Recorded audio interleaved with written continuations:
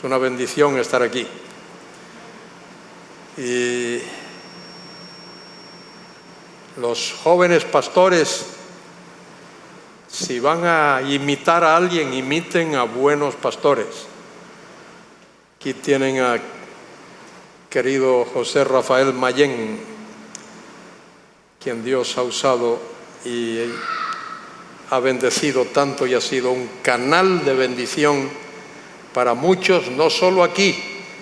Yo a veces por ahí lejos pongo BBN y ahí salta Mayén predicando. Y qué bendición, paro y escucho. Y me viene a la mente el tiempo, las veces que he estado aquí en esta congregación. Y voy a decirle algo que no está en el programa, pero lo voy a decir de todas maneras.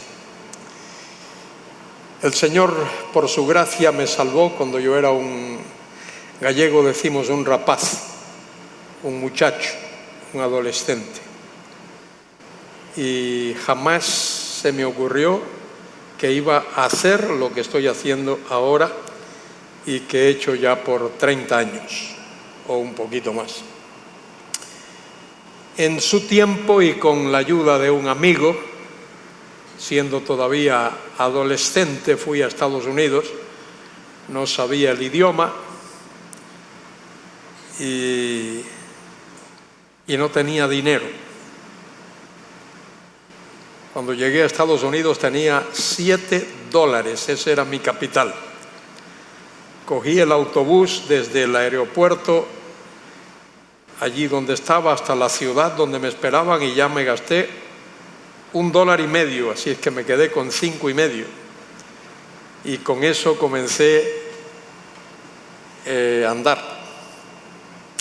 Tuve que trabajar en muchísimas cosas. Si os cuento en las cosas que tuve que trabajar, quizá os asustaréis. Tuve que pulir suelos, limpiar sanitarios, limpiar ventanas, fregar coches, algo que nunca había hecho en mi vida, pintar casas. El sitio donde vivía era invierno, 4 o 5 meses de invierno, y las casas había que pintarlas. Trepado en una escalera con una espátula, quitándole la pintura vieja para pintarla de nuevo. Y eso hice por un tiempo importante. Luego de ahí que terminé la escuela bíblica, 4 años y medio. Era 4 años, pero el medio fue cuando tuve que ponerme a aprender el inglés. Y de ahí me fui a un seminario en la ciudad de Dallas. Y estando allí fui a una iglesia donde el pastor bautista famoso, durante 19 años había predicado a la congregación toda la Biblia, excepto el Apocalipsis, que fue cuando yo llegué allí. Y comenzaba con el Apocalipsis.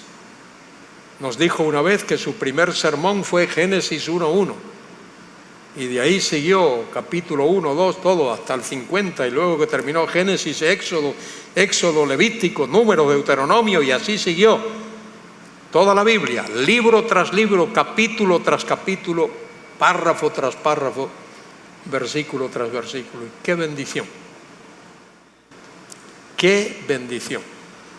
Ver a aquel hombre allí cada domingo esforzándose. Este señor era un verdadero conocedor de las Escrituras, había sido alumno del famoso erudito A.T. Robertson, famoso erudito del griego y otras cosas. Pero era un hombre muy sencillo y muy práctico.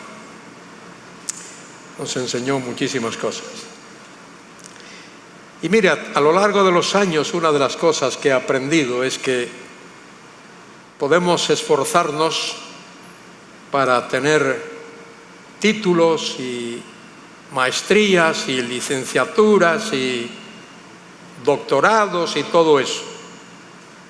Y hay quien persigue esas cosas con avidez, con muchos deseos. Pero honestamente, y mis colegas que están aquí seguro que lo saben, lo más importante es que funciones. Los títulos te ayudan si funcionas. Si no sabes qué hacer, de nada va a valer. De nada va a valer. Tienes que funcionar. Tienes que estudiar. La salvación es por fe. ¿Alguien duda eso aquí? Pero la educación es por obras. Si no trabajas, no te va a servir de nada. Hay que estudiar, hay que prepararse. Y los buenos pastores se preparan. Y los pastores que se ganan el respeto de la congregación y de los jóvenes y de los profesionales son los pastores que saben contestar las preguntas que se le formulan, no inventarlas. Si no sabes, di no sé. Así. Te preguntan algo, no sabes, di no sé. No inventes una respuesta. Y te van a respetar.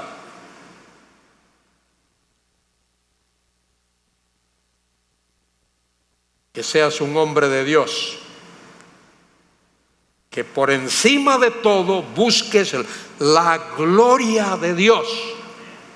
No el protagonismo. No el aplauso de otras personas, sino la gloria de Dios. Y hay por ahí congregaciones muy numerosas, pero la gente no sabe nada de la Biblia. Pastor, lo único que le dice a la gente que son buenas, que no tienen problemas. Nunca les habla del pecado, ni del infierno, ni del juicio.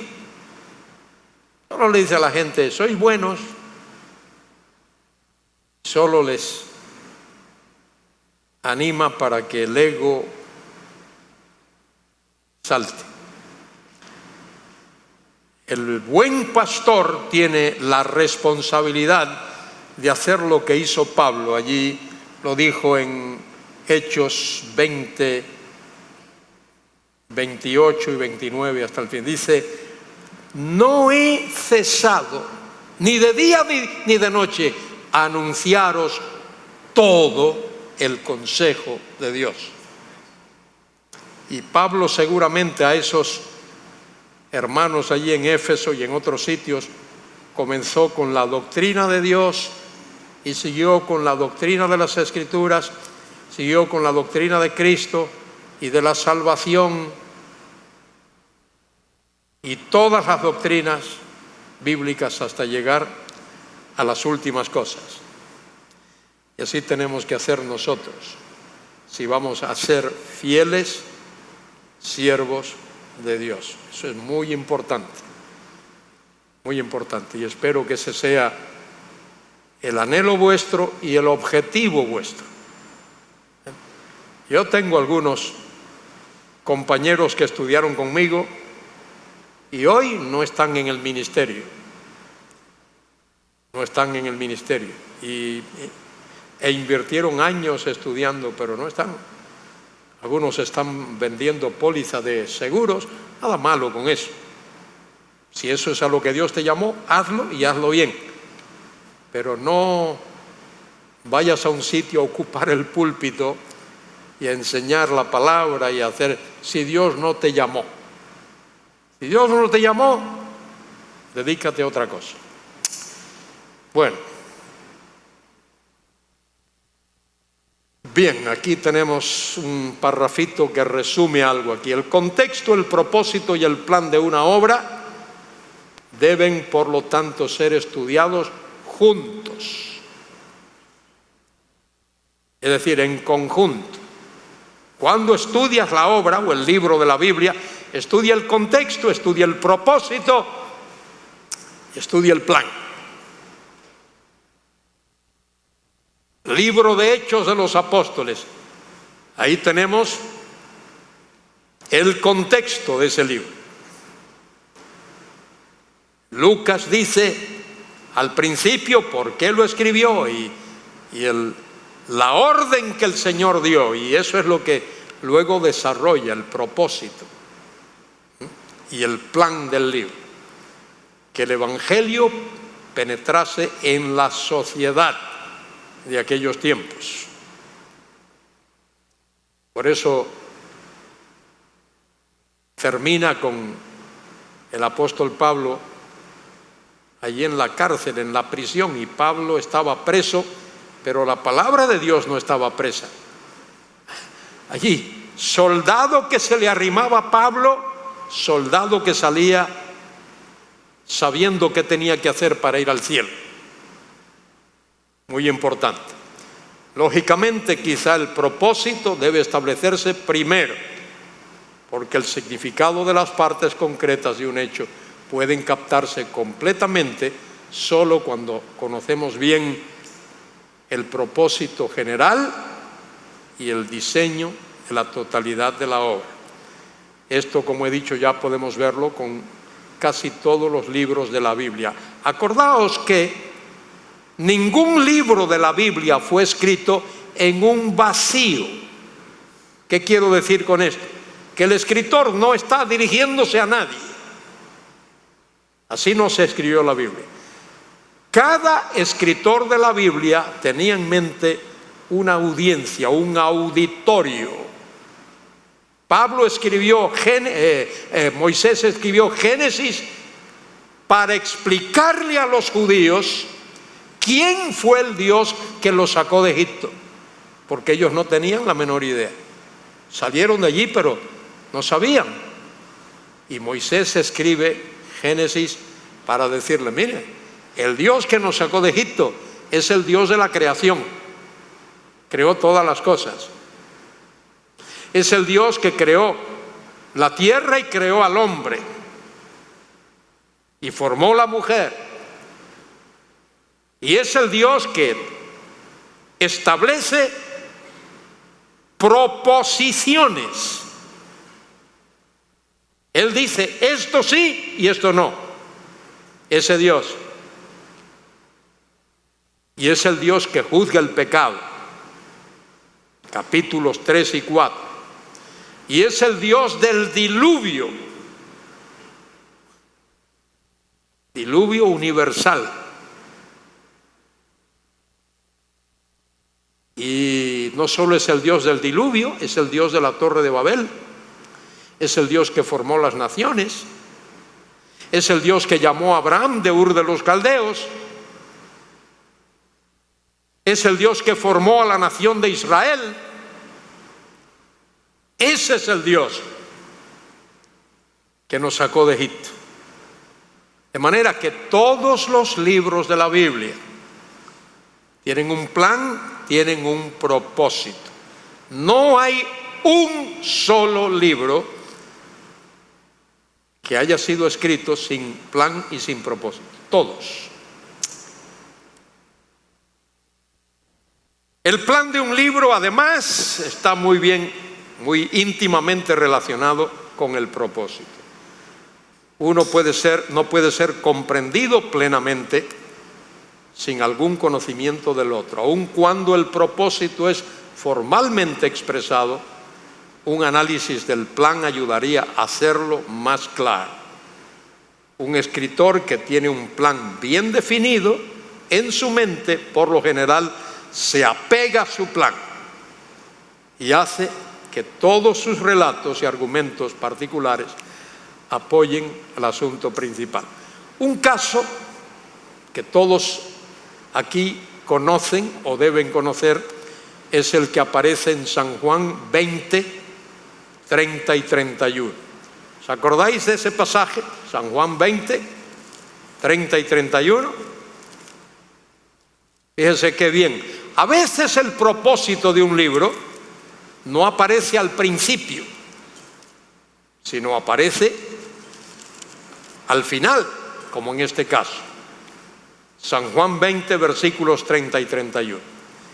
Hizo además Jesús muchas otras señales.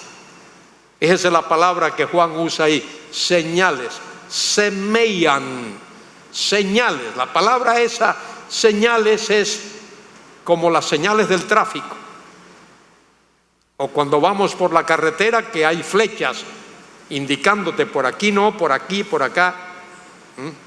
Bien, hizo además Jesús muchas otras señales en presencia de sus discípulos, las cuales no están escritas en este libro.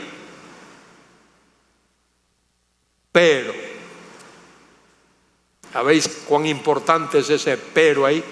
Pero estas se han escrito para propósito, para que creáis que Jesús es el Cristo. ¿Para qué escribió Juan su evangelio? Para demostrar que Jesús es el Mesías, el Cristo, el ungido. Y fíjese lo que dice ahí, el Hijo de Dios. Y esa frase, el Hijo de Dios, es importante. No es importante, es muy importante. Tremendamente importante. Porque la frase, el Hijo de Dios, equivale a decir Dios. Para que creáis que Jesús es el Cristo, el mismo Dios. Porque el Hijo de Dios no puede ser otro que no sea Dios. Tiene que ser Dios. Y luego añade, y para que creyendo tengáis vida en su nombre.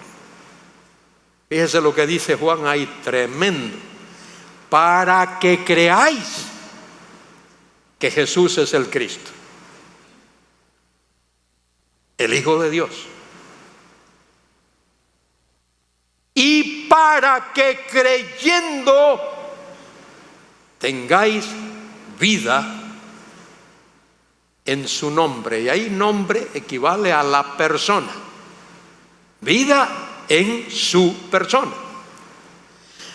Fíjense, ahora que leo esa palabrita ahí, Hijo de Dios, os voy a dar otro ejemplo de cómo se usa y el significado que tiene esa expresión. Id conmigo al Evangelio según San Mateo, capítulo 26. San Mateo 26. Esa es la fuerza que tiene esa expresión.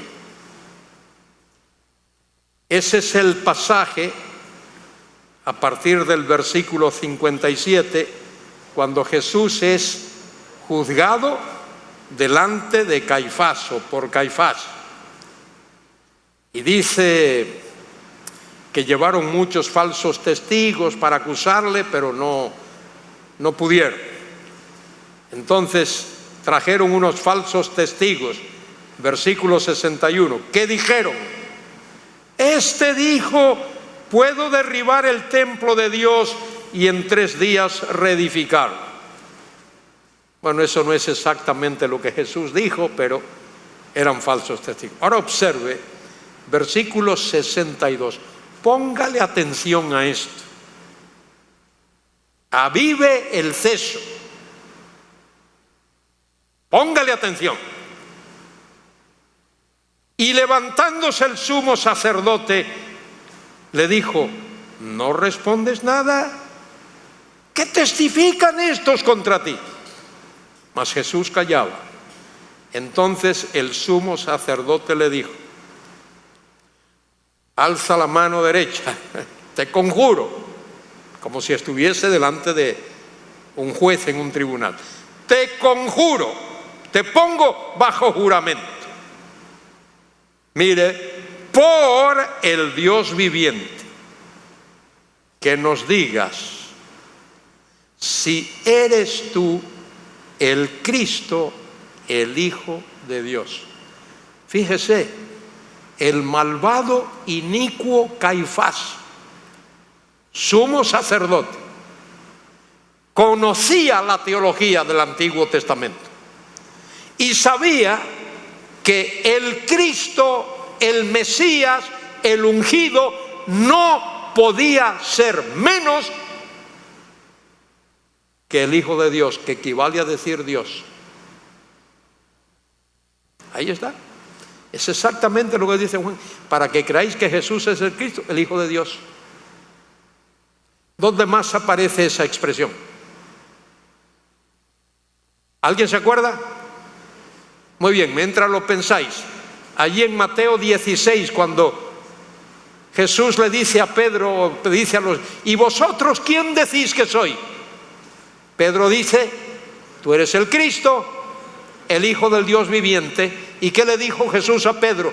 Bienaventurado eres, Simón, hijo de Jonás, porque eso que acabas de decir no te lo reveló carne ni sangre, sino mi Padre que está en los cielos. Mire, eso solo se sabe por revelación divina. Y ahora fíjese lo que sigue aquí. Jesús le dijo, tú lo has dicho. En otras palabras, lo que acabas de decir es verdad. Y además os digo que desde ahora veréis al Hijo del Hombre sentado a la diestra del Padre, a la diestra del poder de Dios, viniendo en las nubes del cielo. Entonces el sumo sacerdote rasgó sus vestiduras diciendo, ha blasfemado. Porque si Cristo no es Dios, entonces eso sí era una blasfemia. Era pura blasfemia. Y como el sumo sacerdote no creía que él era Dios, entendió que era blasfemia. Ha blasfemado. ¿Qué más necesidad tenemos de testigo?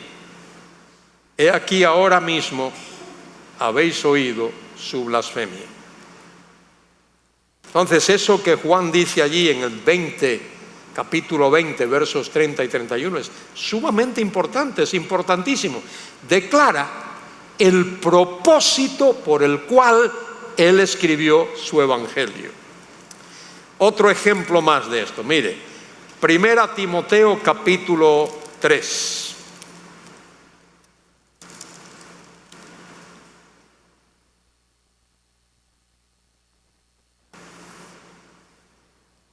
Primera Timoteo 3:14. Esto te escribo, Timoteo, este es mi propósito al escribirte, aunque tengo la esperanza de ir pronto a verte.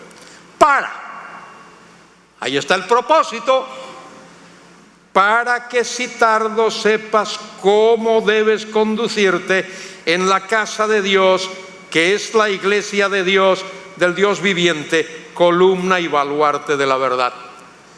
¿Cuál fue el propósito que Pablo tuvo cuando escribió 1 Timoteo? Que Timoteo supiese cómo hacer la labor pastoral. Cómo ser un buen pastor en una congregación. Hay pastores que no saben eso. Una vez un señor que trabajaba de viajante, había trabajado todo el día, llegó a un pueblo y estaba cansado, buscó un hotel, se hospedó. Por la mañana se duchó, se levantó y salió a caminar por la calle del pueblo. Y de pronto ve en una calle un rótulo que decía pajarería cristiana. Oye, qué raro esto. Voy a ver qué es. Se mete en la pajarería cristiana, comienza a caminar por allí y ve una jaula y ve un loro. Y le pregunta al que estaba allí, ¿y ese loro? Ah, señor, ese loro ¿Cuánto vale? Le dice. Ese loro no se lo puedo vender por menos de 500 euros. ¿Cómo? ¿Y qué hace ese loro? Ese loro, fíjese, sabe orar. Y si usted quiere, le canta Fírmese adelante. Siguió por allá y vio otro loro. Y ese, no señor, usted no sabe, ese loro, ese por menos de 600 euros no se lo puedo vender. Bueno, ¿y qué hace ese loro? Mire, ese loro sabe orar, sabe cantar Fírmese adelante. Es más, fíjese, hasta le recita el Salmo 23. Y si usted le tuerce el brazo un poco, le predica un sermón. Bueno, el hombre sigue andando y llega así a un sitio y ve una jaula y había un lorito así. Dice, ¿y aquel? Dice, no, ese se lo puedo dejar por 200 euros.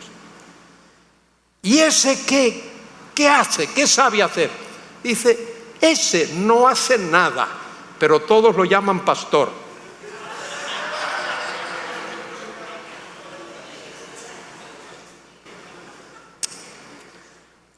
Y es así. Hay algunos que no hacen nada. No predican, no enseñan, no evangelizan, no hacen la obra misionera. ¿Qué hacen? Nada, pero todos lo llaman pastor. Y Pablo le dice a Timoteo, para que sepas cómo hacerlo. Bueno, el plan de un libro es lo mismo que el plan que tenemos para nuestro trabajo cotidiano. Y es bueno que uno tenga un plan, una disciplina. Cuando estaba en la escuela bíblica me hicieron hacer un plan desde la hora que me acostaba hasta que me levantaba y hasta que me acostaba otra vez. Las 24 horas del día, ¿qué hacía? Ahí, todo. Y eso uno adquiere disciplina a lo largo del tiempo. Muy bien, hay ejemplos de la expresión del propósito de muchos libros de la Biblia. Proverbios, Eclesiastés, Juan, ya lo he dicho, Judas. ¿Se acordáis? Judas, versículos 3 y 4. Quería hablaros, dice Judas, acerca de la salvación, de la fe que una vez fue dada a los santos, pero he tenido que cambiar de plan por los herejes que han salido. Y Judas, en vez de hablar de el tema de la salvación, tiene que escribir para prevenir a los creyentes de la apostasía. Muy bien. Aquí os voy a dar un ejemplo de esto. Plan y propósito del libro de Génesis visto en su contenido. Esto es un adelanto, porque estoy trabajando en un comentario de Génesis. Llevo ya un par de años y estoy en el bosquejo todavía.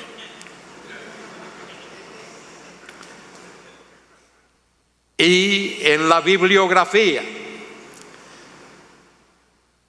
Y esto es porque he tenido que salir fuera muchas veces. He tenido que salir fuera. Este año he estado en Colombia, en México, en Honduras, en el Ecuador, ahora aquí en Quisqueya la Bella. Y por supuesto en España, y la mayor parte del tiempo en la Tierra Santa de Galicia.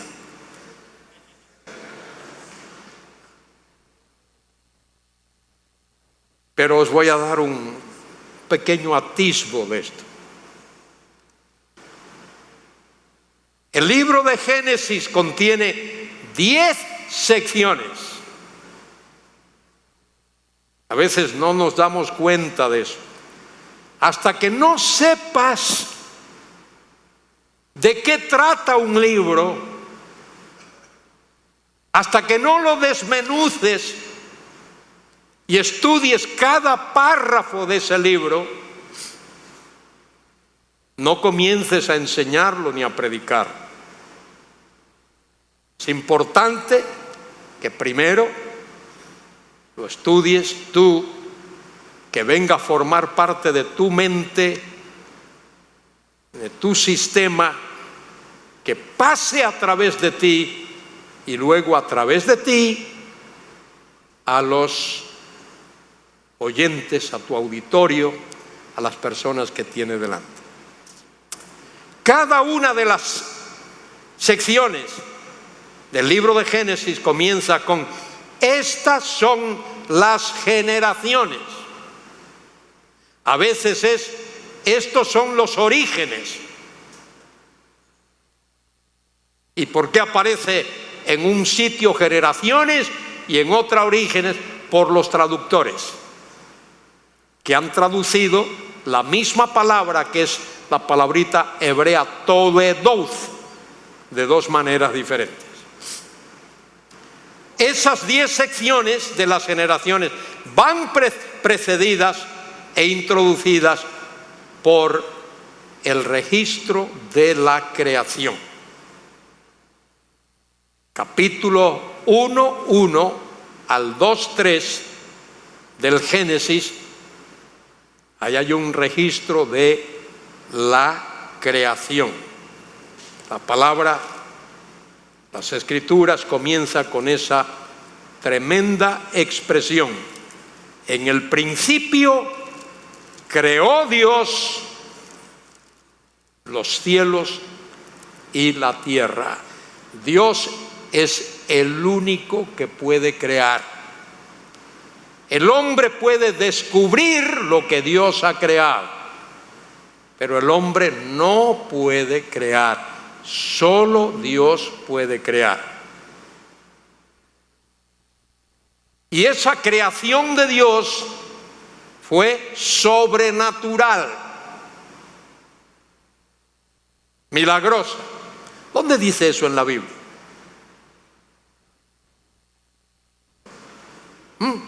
No lo dice en ningún sitio. Sí, pero lo sugiere. En Hebreos capítulo 11 dice: por la fe comprendemos, Hebreos 11:3, que el universo fue hecho, creado, ¿cómo? Por la palabra de Dios. Sobrenaturalmente Dios habló la creación. Y luego dice el mismo pasaje: de modo que lo que se ve fue hecho ¿de qué? De lo que no se veía. Eso habla de milagro.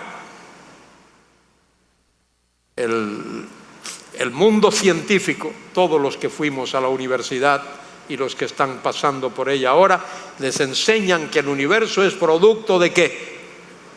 De un Big Bang. Que así comenzó. No, así comenzó. Así va a terminar. Así no comenzó, pero así va a terminar. Lo dice Pedro en 2 de Pedro 3. El mundo no comenzó con un Big Bang, va a terminar con un Big Bang. De manera que el universo fue creado, hecho sobrenaturalmente. Y fue hecho, dicen los teólogos, fiat. La palabra fiat es una palabrita latina que significa instantáneamente. Y el universo fue creado ex nihilo, que significa de la nada. Entiéndase que Dios no usó material que ya existía.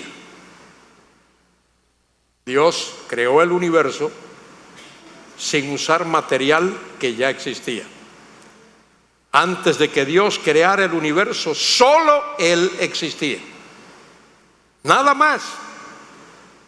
Solo Él existía. Sé que esto choca con la mente de los científicos. En la universidad, si yo hablaba de esto, me tildaban de estúpido. Bueno, eso es una tontería, ¿verdad? Ya veremos. si es tontería. Y luego dice la Escritura allí en Génesis 1:1, en el principio creó Dios los cielos y la tierra. Y el versículo 2 dice, y la tierra estaba tohu vabohu, dice el texto hebreo, tohu vabohu, desordenada y vacía. Y algunos creen que entre Génesis 1:1 y 1:2 hubo una gran catástrofe. Y algunos sitúan la caída de Satanás entre Génesis 1:1 y 1:2. Y parece linda la teoría, parece bonita, solo que la gramática hebrea dice no. La gramática hebrea dice imposible, porque la conjunción que aparece ahí, y la tierra, no permite que haya una laguna, le llaman los teólogos hiatus. En inglés se usa la palabra gap, no hay gap, no hay separación. En el principio creó Dios los cielos y la tierra, y cuando Dios la creó estaba tohu vabohu, desordenada y vacía, solo que la expresión desordenada y vacía es una locución. Una locución es una frase que explica algo que no se puede traducir literalmente. Significa que la tierra no estaba apta para ser habitada. Cuando Dios creó la tierra, en ese momento no estaba apta para ser habitada.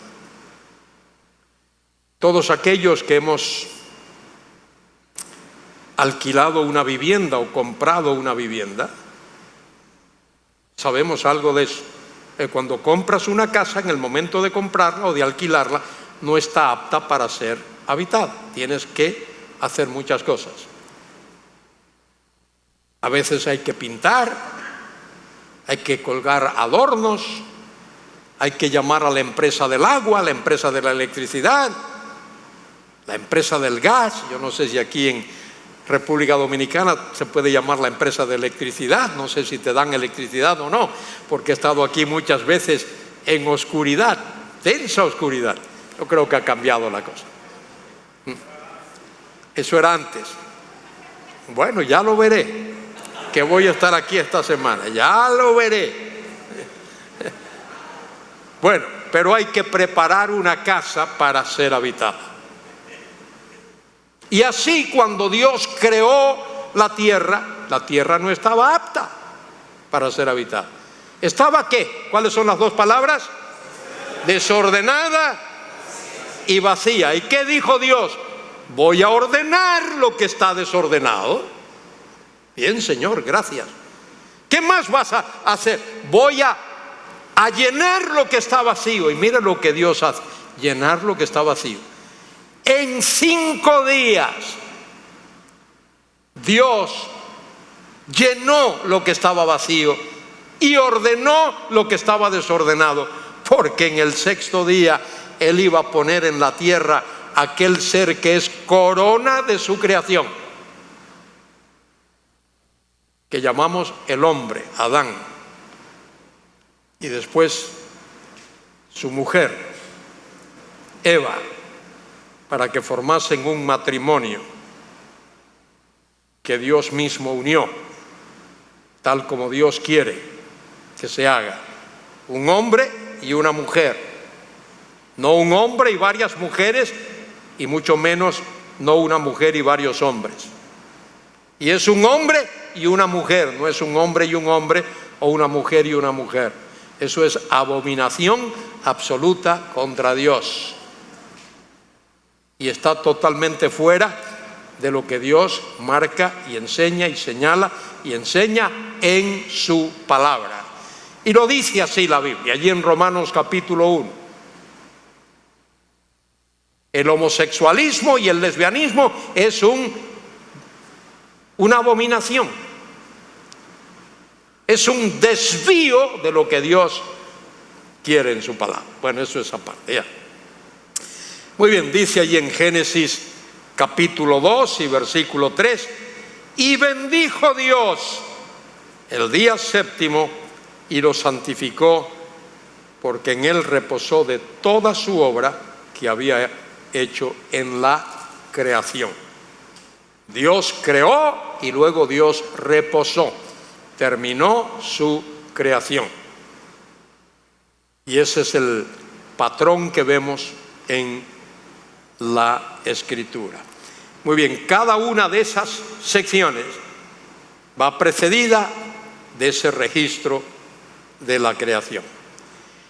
El plan del autor del Génesis evidentemente es, en primer lugar, registrar la creación milagrosa de los cielos y la tierra, y luego el desarrollo de la historia de la humanidad y de la vida que sigue a la creación. Eso es lo que vemos a medida que el libro de Génesis se desarrolla. Por consiguiente, el primer desarrollo de la vida y de la historia humana es llamado las generaciones de los cielos y la tierra. Capítulo 2 y versículo 4. Ahí lo dice.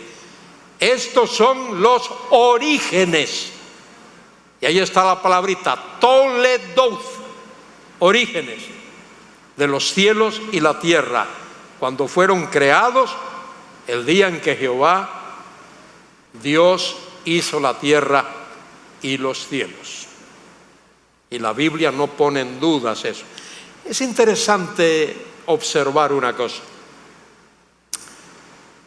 Creo de todo corazón que el autor del libro del Génesis fue Isaías. ¿No? Fue Jeremías. ¿Quién? Moisés. Ah, bueno. Mi tocayo Luis Valderas me miró con una sonrisa diciendo, si sigues por ahí, eres un hereje. Gracias, querido Luis Valderas. Muy bien, ¿quién escribió el libro del Génesis? Moisés. La crítica no cree eso.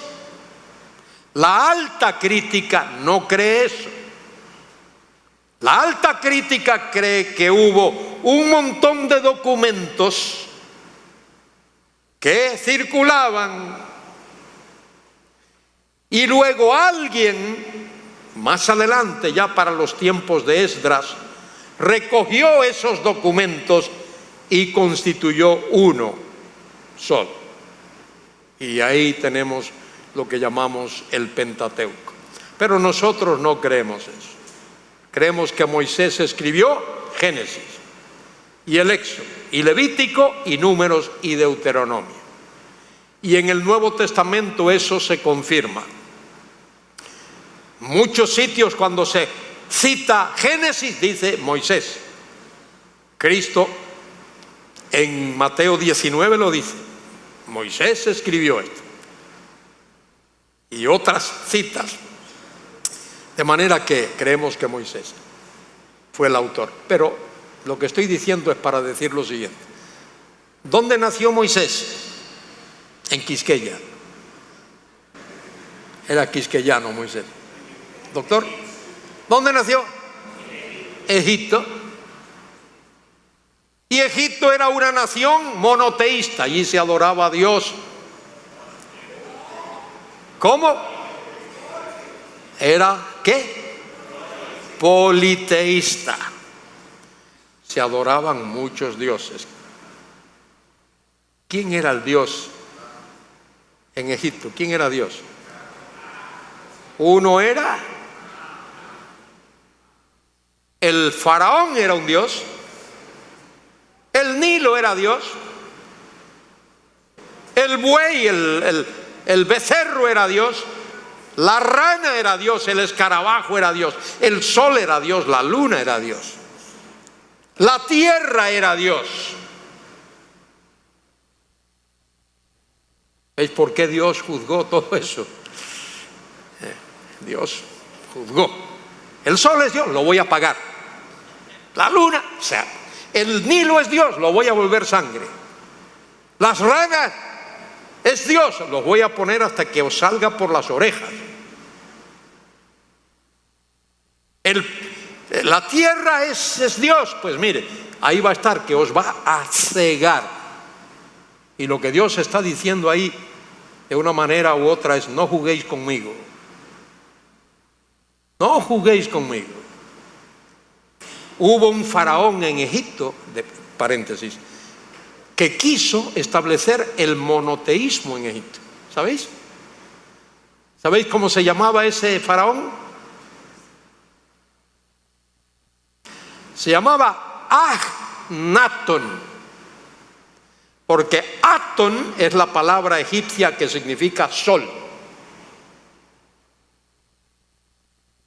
Y Akhnatón, el sol es Dios. Entonces este quiso que se adorase a un solo Dios, el sol. Por supuesto, eso es blasfemia también. Pero lo que quiero decir es lo siguiente: allí nació Moisés. Allí vivió, ¿cuántos años? 40 años. ¿Y qué dice Hechos 7:22? ¿Qué dice? Bueno, mientras lo pensáis, dice: Moisés fue entrenado en toda la sabiduría de los egipcios. Tremendo texto. Ese hombre que fue entrenado en toda la sabiduría de los egipcios, lingüísticamente, culturalmente, históricamente, geográficamente, psicológicamente, en todo el conocimiento. Cuando escribe Génesis, dice: Bereshit bara Elohim, en el principio creó Dios. No habla de un politeísmo, habla de un solo Dios creador. Entonces, ahí lo tenemos, ahí lo tenemos. Estos son los orígenes, las 10 secciones, el plan del autor. Por consiguiente, el primer desarrollo de la vida y la historia humana es llamado las generaciones de los cielos y tierra. El punto de vista histórico del escritor es el día. Fíjese bien, capítulo 2, versículo 4. Estos son los orígenes de los cielos y de la tierra cuando fueron creados. El día, ¿lo veis ahí? Marcadlo. El día en que Jehová Dios hizo la tierra y los cielos. Hubo un instante, un momento, una fecha, un tiempo concreto, no un largo periodo de generaciones y de siglos y de milenios. No, el día. El día. Yom, el día. Hayom, el día. Cuando Dios creó.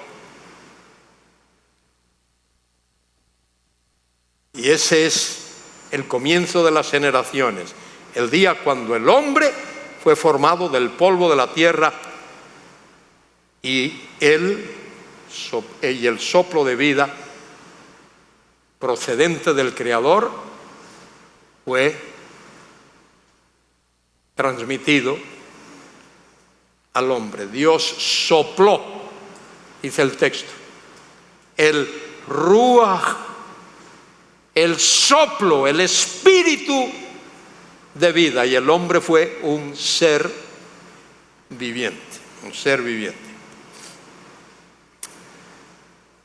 La estructura del Génesis está compuesta de relatos o generaciones, y cada relato es seguido de una transición. Un relato, transición, otro relato. Transición y otro relato. Y así es el Génesis. Aquí lo tenemos. Las generaciones de los cielos y tierra, 2:4 al 4:26. La transición, lo que sigue. Las generaciones, Adán, capítulos 5:1 al 6:8. Y la transición 6 del 1 al 8. Las generaciones de Noé, igual. Las generaciones de la descendencia de los hijos de Noé. Las generaciones del linaje de Sem. Las generaciones de los hijos de Taré. ¿Quién era Taré? Entre paréntesis. Padre de Abraham. Fíjese bien, es muy probable que Taré, el padre de Abraham, conociese personalmente algunos de los sobrevivientes del diluvio. Porque la historia del hombre no es de miles de millones de años. El hombre en la tierra no debe de tener más de 10 a 14 mil años, no más. El hombre no es tan viejo en la tierra. Y así están las generaciones del linaje de Isaac, las generaciones de Esaú y luego las generaciones del linaje de Jacob, que es aquel a quien Dios soberanamente escogió. 2 hermanos gemelos, Esaú y Jacob, y dice la Escritura que Dios escogió a Jacob. Como dice Pablo allí en Romanos 9, está escrito: a Jacob amé, a Esaú aborrecí. No es que Dios odiaba a Esaú, sino que la elección de Jacob fue tan importante que en relación con Esaú es como si Esaú fuese odiado. Muy bien, propósito del libro de Génesis. Esto es para que tengáis una idea. Esta clase trata de hermenéutica y estos principios tenemos que aplicarlos a los diferentes libros de la Biblia. ¿Y qué mejor libro que el libro más importante de la Biblia? El libro más importante de la Biblia es el Génesis. Nos habla del principio de todas las cosas, incluyendo el principio de la redención y el comienzo de la nación de Israel y la promesa del Mesías y así sucesivamente. Muy bien, el propósito del libro de Génesis es trazar el comienzo de la historia de la redención. ¿Cómo comienza todo esto? Desde el mismo principio. Jehová Dios está activo en la redención de su creación perdida que ha caído en los poderes caóticos de la serpiente. Génesis presenta el cuadro del hombre en su dominio sobre toda la tierra. ¿Cuál era el plan de Dios? El propósito de Dios. Según el Génesis, Dios ha querido manifestar su reino en este mundo, dentro del tiempo y de la historia y en medio de los hombres. Pero ese reino de Dios ha sido desafiado. Hago un pequeño paréntesis para deciros cuál es mi sentir respecto de esto. Pequeño paréntesis. Lo primero que Dios creó en su orden de creación, lo primero que Dios creó fue las huestes angelicales. Los ángeles, incluyendo al querubín bello, a Lucifer.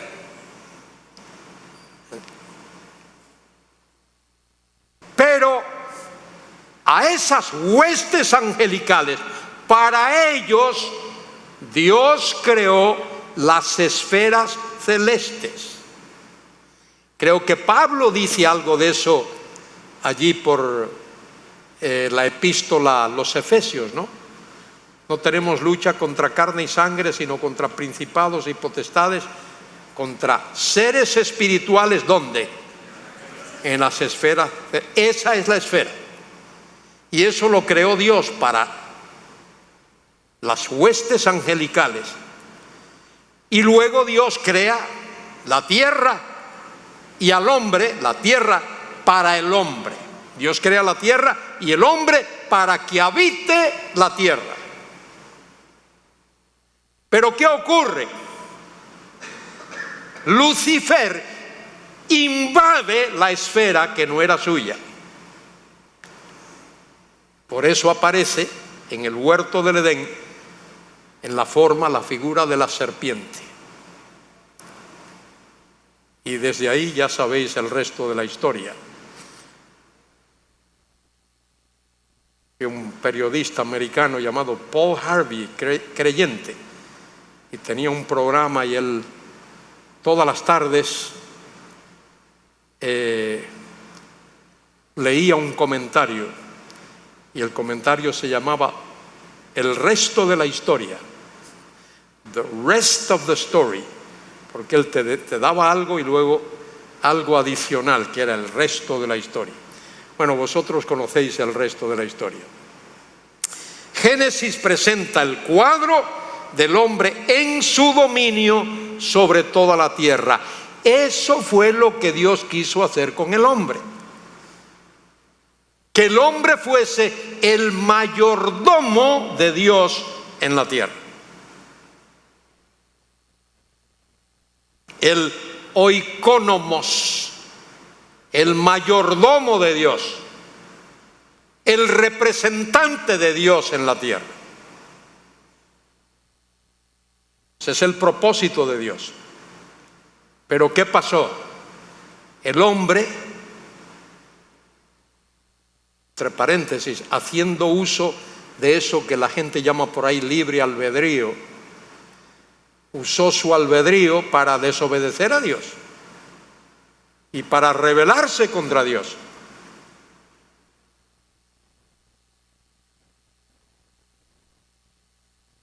Y ese es el desastre, porque por la desobediencia de un hombre, ¿qué entró?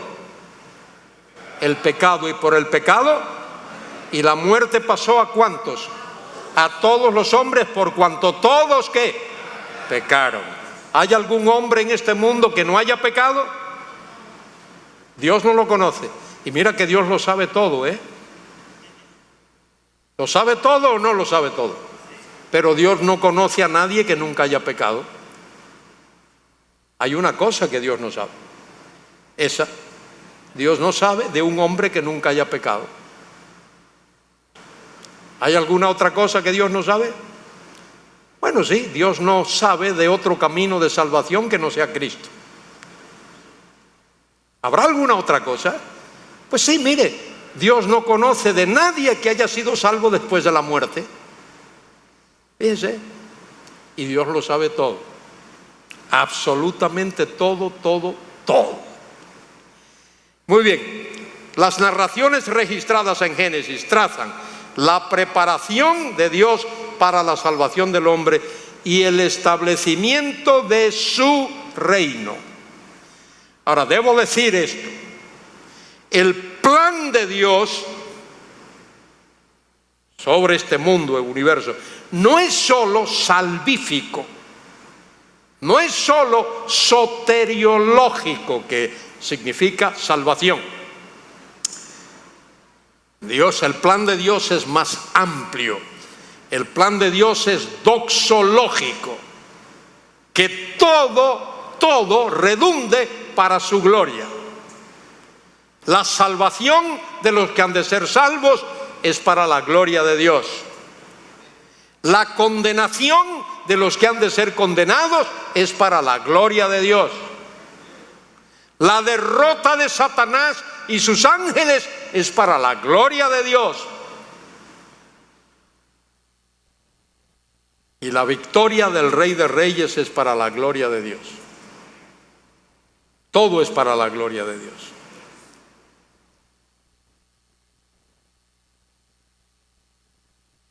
El libro de Génesis ilustra el principio de selectividad. Dios es selectivo en la historia de la salvación.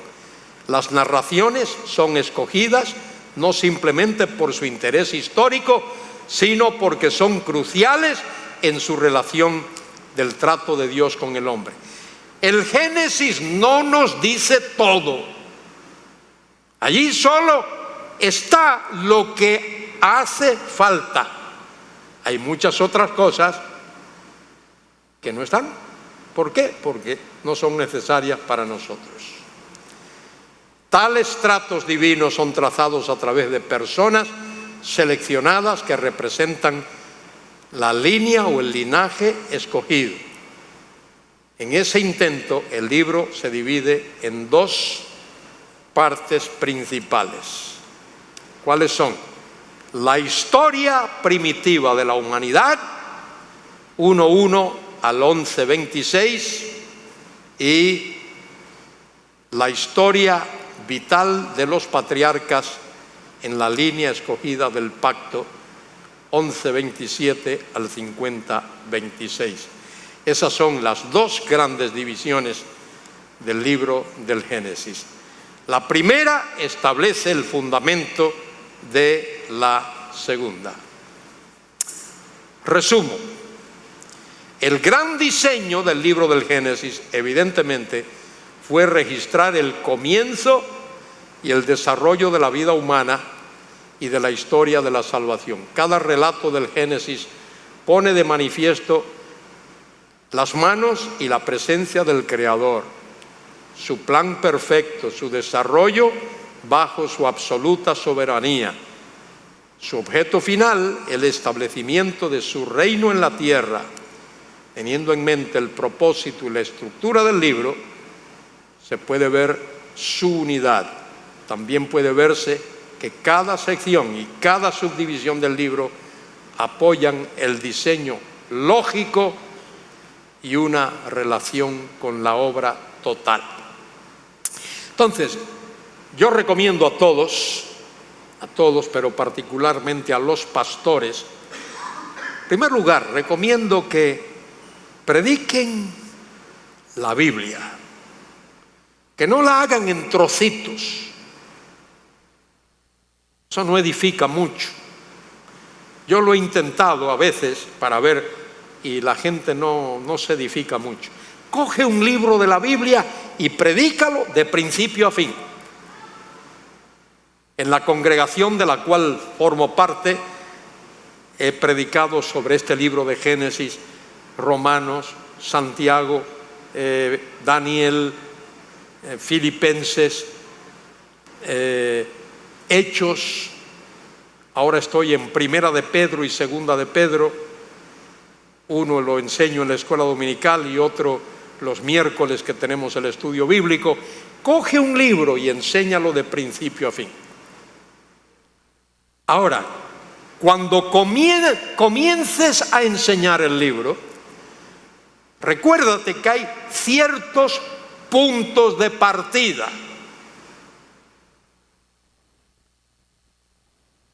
Nivel 1, ¿dónde comienzas? Punto de partida. Comienza con lo que llamamos introducción bíblica.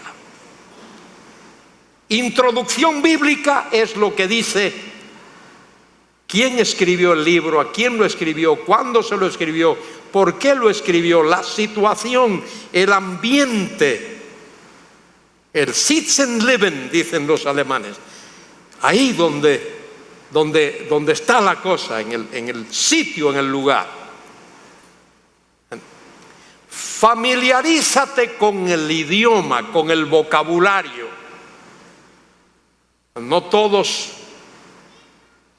pueden hacerlo y quizá no sea radicalmente necesario hacerlo, pero si te puedes familiarizar con el idioma original en el cual ese libro fue escrito, hazlo.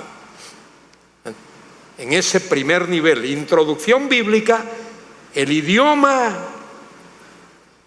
que puedes leer y puedes palpar y luego la parte hermenéutica, esto que estamos haciendo, la parte de interpretación. Coge el libro, divídelo en sus párrafos. Estúdiate cada párrafo y cada sección del libro. Desarrolla la idea del libro. Hace años la congregación Convertidos a Cristo me invitó para un campamento, un retiro. Fue por allá, por un sitio, no sé dónde. No recuerdo el lugar. Ay, ya que alguien aquí conoce. Y allí estudiamos un libro de la Biblia. ¿Alguien se acuerda cuál? La Epístola de Santiago. Muy bien. La Epístola de Santiago la estudiamos completita. Allí la Epístola de Santiago. Y vimos algo muy importante. Santiago quiere enfatizar el tema de la fe que el cristiano necesita para hacerle frente a los problemas de la vida. Y vimos el primer párrafo, cómo Santiago habla de las pruebas. ¿Os acordáis? Y luego cómo habla de las tentaciones. Y luego cómo habla de la palabra de Dios. Y luego cómo habla del trato a otras personas. No discriminar a personas por su raza, ni por su origen, ni por nada. Y luego vimos cómo la fe y las obras pueden armonizarse. Y usa Abraham como ejemplo. Y luego vimos cómo Santiago dice: hermanos, hay que aprender a controlar la lengua. Y luego habla de la sabiduría que necesitamos. Y todo eso es por la fe. ¿Cómo le hacemos frente a las pruebas? Por la fe. Y a las tentaciones, por la fe. Y al estudio de la palabra, por la fe. Y a la relación con otras personas, por la fe. Y aprender a equilibrar la fe y las obras, eso lo hacemos también por la fe. Y a controlar la lengua por la fe. Y a practicar la sabiduría igual. ¿Y cómo nos enfrentamos al mundo en el cual vivimos? ¿Cómo le hacemos frente al mundo? ¿Cómo tenemos victoria sobre el mundo? Bueno, dice, creo que es Primera de Juan, y esta es la victoria que vence al mundo. ¿Cuál es? La fe. Y luego habla de la venida del Señor. ¿Cómo nos preparamos para la venida del Señor? Entonces tienes que tomar el libro y ver cuál es su argumento. Cualquier libro que sea. No hace mucho estudiamos en la iglesia el libro de Eclesiastés. Qué difícil es ese libro. Casi nadie estudia el libro de Eclesiastés. Rara es la congregación donde se enseña de principio a fin el libro de Eclesiastés. Y mucho menos Proverbios. Y algunos no quieren ni siquiera estudiar Cantar de Cantares. Todos esos libros hay que estudiar. Entonces, hacemos eso. Vemos el trasfondo del libro, introducción bíblica. El contenido del libro, el idioma que el autor utiliza, todo su estilo, y luego la parte hermenéutica para de ahí avanzar a la exégesis y para de ahí sacar las distintas ramas de las doctrinas de las Escrituras. Bueno, yo no quiero cansaros, ya os veo con cara de cansancio algunos. Pero yo creo que ahora es un buen tiempo, hermano Nadal, creo que es un buen tiempo para el que tenga alguna pregunta.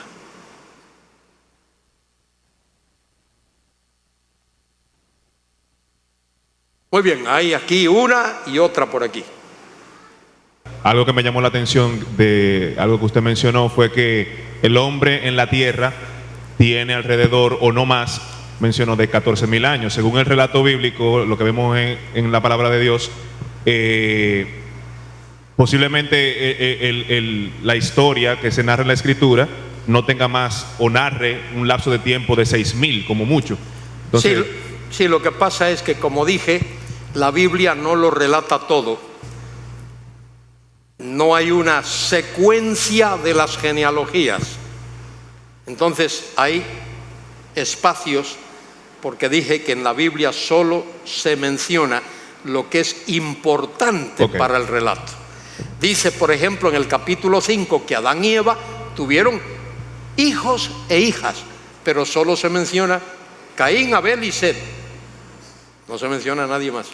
Entonces ahí, y a lo mejor es menos, hay autores que, como dices tú, 6.000, hay algunos que creen. Yo, para ser un poquito flexible, digo entre 10 y 14.000, pero es solo mi especulación. ¿Alguna pregunta? Mira, aquel joven tenía... John. Tengo dos preguntas. Bueno, haz una primero. ¿Cómo se sabe si cómo se sabe si tú de veras sabes el propósito del contexto? ¿El propósito de qué?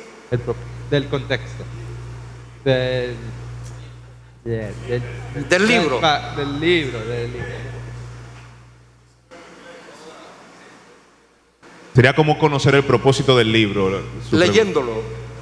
Tienes que leerlo, familiarizarte.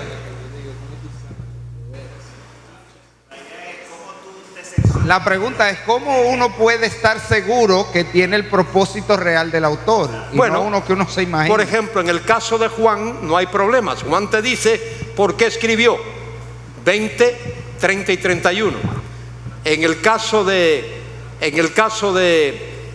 Primera Timoteo te lo dice Pablo allí, para que si tardo en venir sepas cómo comportarte. En Romanos es fácil. Pablo le dice a los romanos: os escribo porque quiero ir a España y de paso voy a hacer una escala en Roma y quiero que vosotros me ayudéis en el programa misionero que tengo. Hay que leer el libro. Eso no se surge porque tú coges la Biblia y la pones debajo de la almohada y por osmosis te entra ahí. Eso no, olvídate. Muy bien. Sí, la pregunta está relacionada a la exactitud de la hermenéutica. Entonces, hay criterios, estándares universalmente aceptados para hacer una hermenéutica exacta, y también si sabemos que eso depende mucho del nivel del predicador o del que está poniendo, pero es posible, bueno, ahora mismo tengo que elaborar la otra parte, esa parte de la pregunta, pero básicamente es si la hermenéutica puede ser considerada como una ciencia exacta, siempre y cuando se asuma el rigor científico de la misma. Muy bien. Contesto lo siguiente al hermano querido que ha hecho esta pregunta. La Biblia fue escrita por hombres en un lenguaje humano para otros seres humanos. ¿Vale? Eso lo entendemos. La Biblia es el mensaje de Dios para los hombres, dado a través de hombres. Esos hombres utilizan el vocabulario que se conoce, que es conocido. Todo vocabulario, todo idioma tiene una gramática. En esa gramática hay nombres, pronombres, verbos, adverbios, conjunciones, preposiciones, etc. De eso consta la Biblia. Entonces, si la Biblia es el mensaje de Dios para el hombre, dado a través del hombre, es lógico que Dios quiere que cada ser humano entienda su mensaje como Él lo dio. Dios no quiere que tú lo entiendas de una manera y yo de otra, y el otro de otra, y el otro de otra. Ese es un sistema, ese que acabo de explicar, que este lo entienda así, el otro así. Eso se llama alegorismo.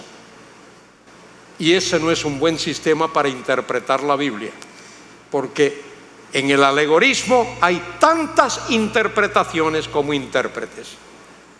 Yo comparo el entender la Biblia con el código de tráfico. En España, todos los españoles que tenemos un carnet de conducir tuvimos que aprendernos un manual y se nos examina sobre ese manual y luego se nos da un examen práctico, teórico y práctico, hay que aprobar los dos. Cuando tú comienzas a conducir,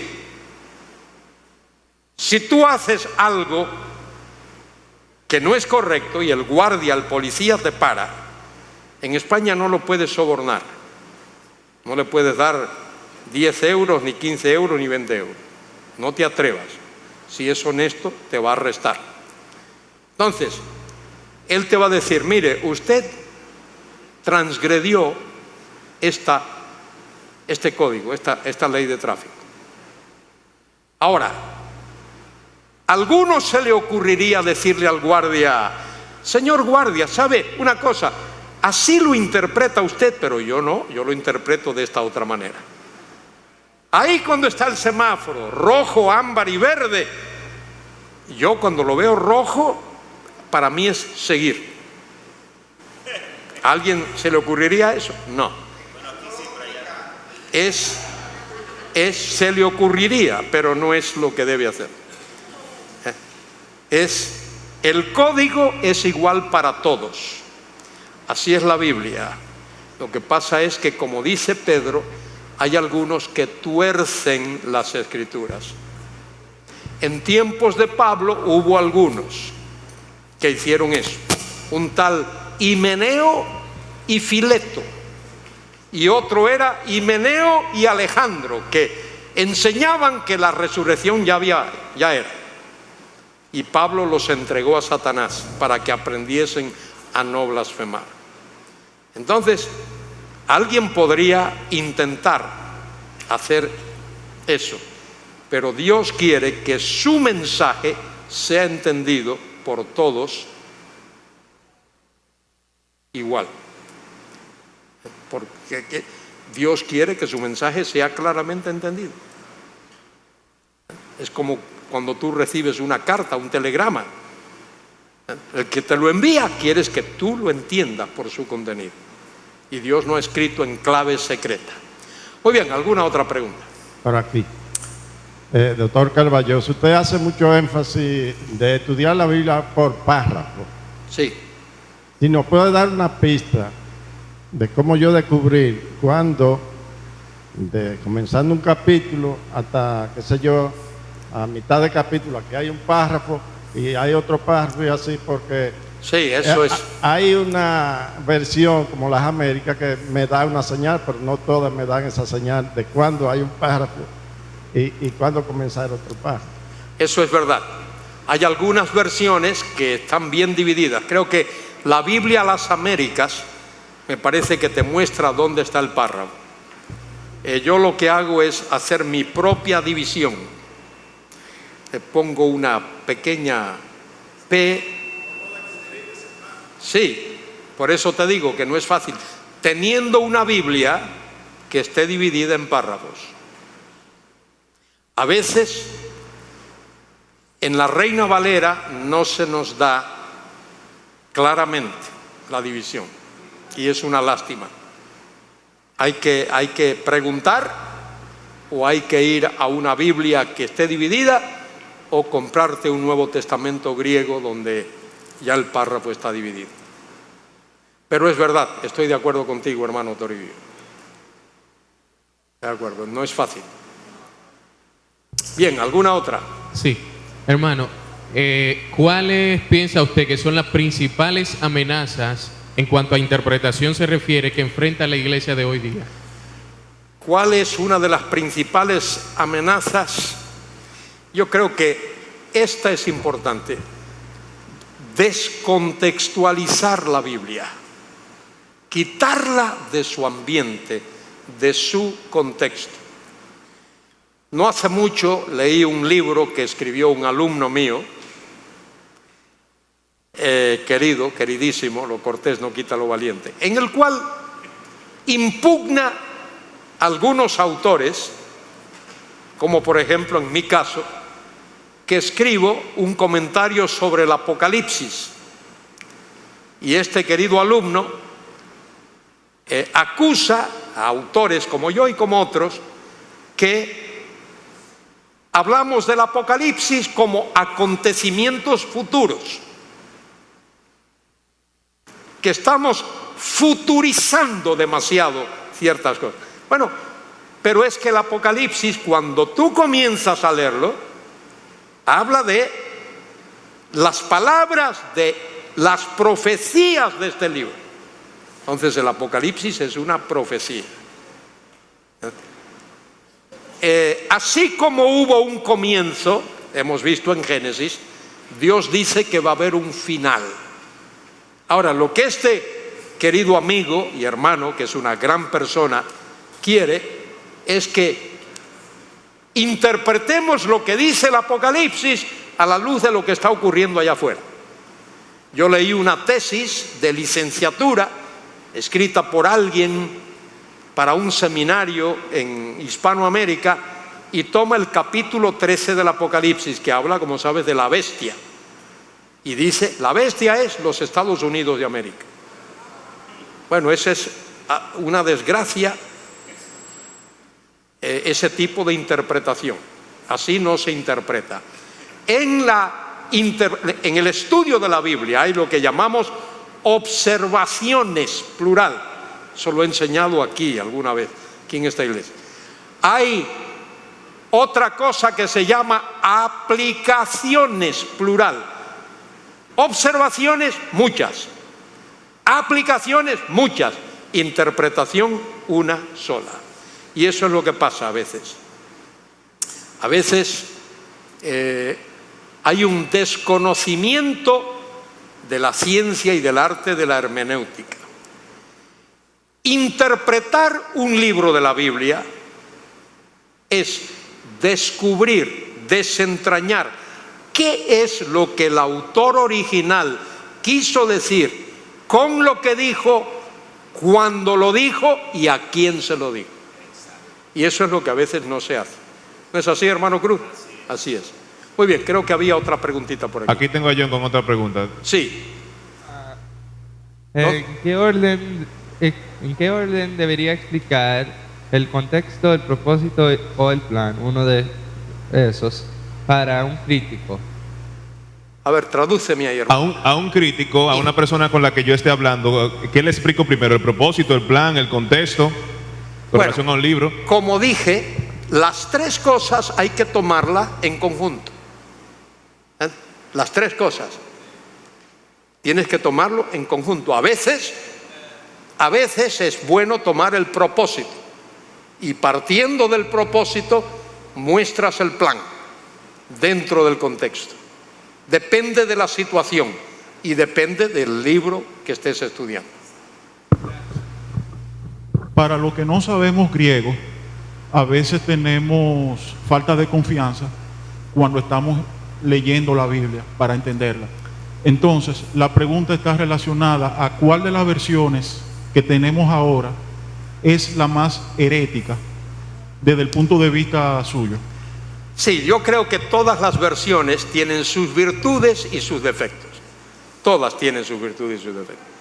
Por ejemplo, yo uso la Reina Valera del 60, pero hay cosas en la Reina Valera que a veces, porque he tenido el privilegio, y humildemente lo digo, de estudiar el idioma griego, y he estudiado 2 años de hebreo, pero no he sido muy bueno en el hebreo, aunque tuve que estudiar mucho. El hebreo me dio mucha lucha. Lo estudié y con buenos profesores, pero cometí la tontería de dejarlo, eso fue lo peor. Entonces, uno tiene que buscar una Biblia que sea lo más fiel posible al texto original.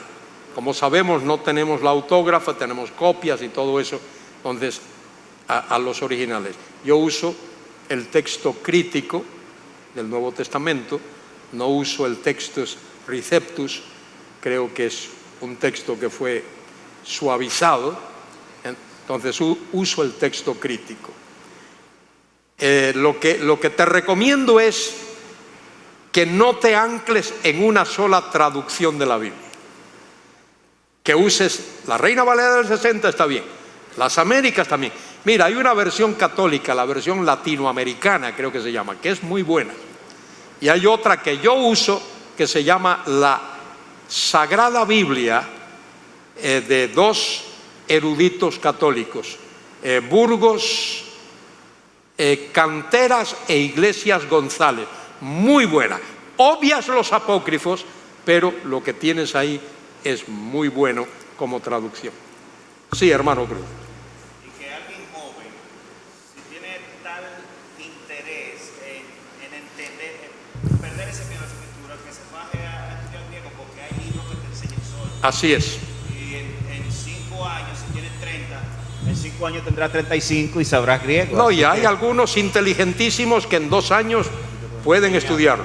Que repita, me dijeron, bueno, que si eres joven, a Mayén quizás si no se ha fajado con eso, yo no le diría eso, pero al joven aquí le diría, bájese con el griego. Amigo. No, a Mayén yo se lo diría también. También, bueno, sí, pues. para que se le ponga negra la barba, porque ya se le está poniendo.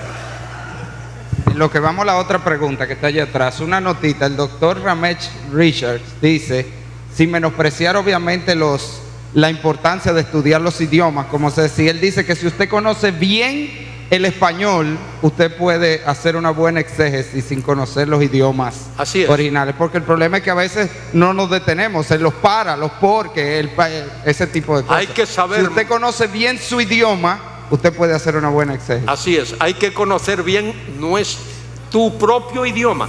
Mire, en la escuela bíblica estudié 2 años de griego, luego en el seminario 3 años más, total 5.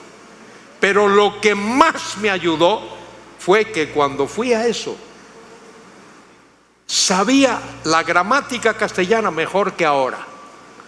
Ahora se me ha corrompido, particularmente cuando vengo aquí a República Dominicana.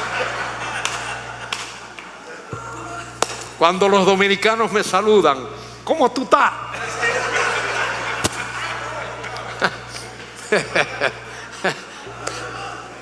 Me gustan esos saludos, pero me corrompen el idioma. No, hay que saber, cómprate una buena gramática castellana y un buen diccionario de la Real Academia de la Lengua Castellana. Y lee mucho, lee buenos autores, gente que sepa escribir, porque leyendo uno aprende mucho. Muy bien. El apóstol Pablo nos exhorta a que la palabra de Cristo more en abundancia en nuestros corazones en Colosenses 3:16. Sir Haddon Spurgeon decía que en vez de sangre debería correr Biblia en nuestras venas. ¿Podría decirse que la hermenéutica oxigena esa Biblia que debe correr? Seguro que sí, porque si no entendemos el significado. Cuando Pablo dice allí que la palabra de Cristo habite, la palabra habitar ahí es oikeo, que significa habitar como si uno estuviese en su propia casa. Es decir, con plena comodidad. Usted tiene toda la razón. La hermenéutica oxigena, hay que entender el significado de las cosas.